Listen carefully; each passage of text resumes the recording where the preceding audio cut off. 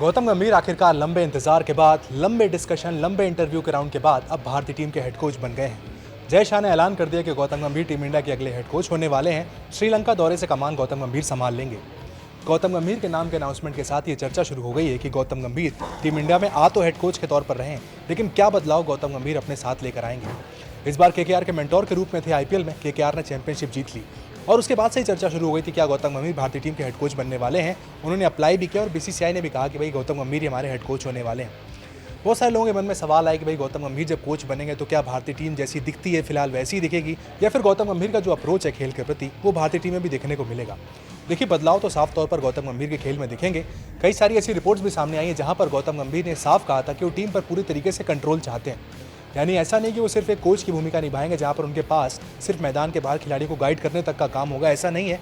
गौतम गंभीर free hand चाहते थे, बीसीसीआई की तरफ से फ्री हैंड दिया गया है। कई सारी रिपोर्ट्स ऐसी निकलकर सामने आई हैं। अगर बात की जाए फ्री हैंड कंट्रोल की, तो अब तक हमने देखा है, चाहे राहुल द्रविड़ कोच हों, उनके साथ जो कंट्रोल एक तरीके से देखा जाता था वो हमने देखा रोहित शर्मा के हाथ में ही रहता था। उसके पहले अगर रवि शास्त्री की बात करें, उनके साथ विराट कोहली, ज़्यादातर डिसीजन हमने देखा विराट कोहली लेते हुए दिखाई देते थे।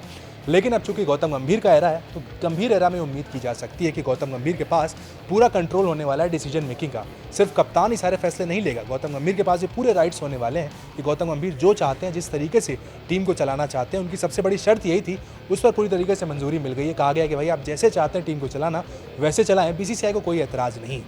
इसके अलावा दूसरा जो सबसे बड़ा अप्रोच हमें देखने को मिलेगा टीम में बदला हुआ, वो है अटैकिंग अप्रोच।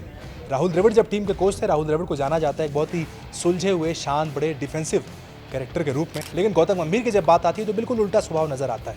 गौतम गंभीर मैदान पर काफ़ी आक्रामक है, मैदान के बाहर भी उनकी जो बयानबाजी है वो पूरी तरीके से अटैकिंग नजर आती है। साफ साफ कई इंटरव्यू में कह चुके हैं कि भाई उनको सिर्फ रिजल्ट से मतलब है। आप कितना प्रोसेस की बात कर लें, गौतम गंभीर का कहना है कि भाई रिजल्ट क्या आते हैं वो सबसे ज़्यादा इंपॉर्टेंट होते हैं। वो सिर्फ जीतना चाहते हैं। कई बार कह चुके हैं कई इंटरव्यू में कि आई हेट लूजिंग।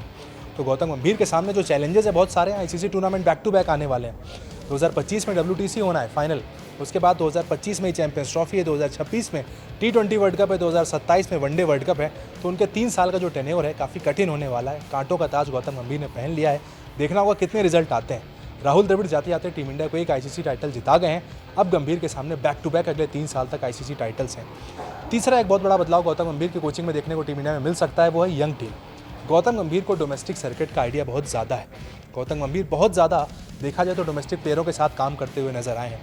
एक किस्सा अगर आपको बताऊं तो गौतम गंभीर ने एक बार कहा था, उनसे पूछा गया कि भारतीय क्रिकेट का अगला सुपरस्टार कौन होने वाला है। ये सवाल जब भी किसी दिग्गज से पूछा जाता है तो आमतौर पर ये कहते हैं कि भाई शुभमन गिल हो सकते हैं, कोई किसी बल्लेबाज का नाम बताता है। लेकिन गौतम गंभीर ने कह दिया था भारतीय क्रिकेट के अगले सुपरस्टार रवि बिश्नोई होने वाले हैं।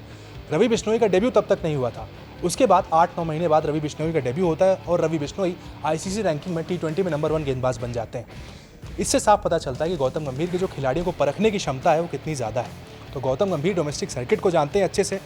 बहुत सारे ऐसे खिलाड़ी जो हमने देखा आईपीएल के आधार में टीम इंडिया में अपनी जगह बना लेते हैं, अब शायद ऐसा नहीं होगा। डोमेस्टिक क्रिकेट के जो खिलाड़ी हैं शायद चूक जाते हैं, उन्हें इतनी लाइमलाइट नहीं मिल पाती है। लेकिन गौतम गंभीर सब पर नज़र रखते हैं। स्टेट की जो क्रिकेट है उस पर काफ़ी ज़्यादा नज़र रखते हैं। दिल्ली पॉलिटिक्स को बहुत अच्छे से समझते हैं।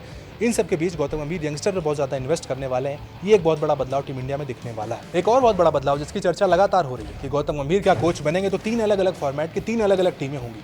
कई ऐसी रिपोर्ट्स निकल कर आई हैं जिसमें साफ कहा गया है कि 3 अलग अलग फॉर्मेट होंगे, 3 अलग अलग टीमें होंगी। ऑस्ट्रेलिया ये फॉर्मेट अपना रहा है, इंग्लैंड ये फॉर्मेट अपना रहा है। क्या भारतीय टीम भी इसी फॉर्मेट के साथ चलने वाली है?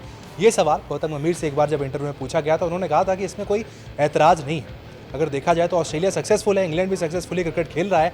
तो अगर गंभीर कोच बनते हैं तो तीनों फॉर्मेट की 3 अलग अलग टीमें, जैसा कि इंडिया में कल्चर नहीं है, वो भी देखने को मिल सकता है। यानी कि टेस्ट स्क्वाड अलग होने वाला है। T20 से ऑलरेडी हमारे सीनियर प्लेयर जा चुके हैं, बची वनडे क्रिकेट की बारी। तो वनडे क्रिकेट पर क्या गंभीर करते हैं, क्या फोकस होने वाला है, ये इंपॉर्टेंट हो जाएगा। क्योंकि चैंपियंस ट्रॉफी के पहले सिर्फ 6 वनडे मैच है भारत के पास। उन 6 मैच पर ही आपको जज करना है कि आपकी तैयारी कैसी है वनडे क्रिकेट को लेकर। तो ये कुछ बदलाव हैं जो गौतम गंभीर के कोच बनने के बाद टीम इंडिया में साफ देखे जा सकते हैं। इसके अलावा आपका क्या मानना है, गौतम गंभीर क्या खास कर सकते हैं टीम के लिए, कमेंट सेक्शन में बताएं।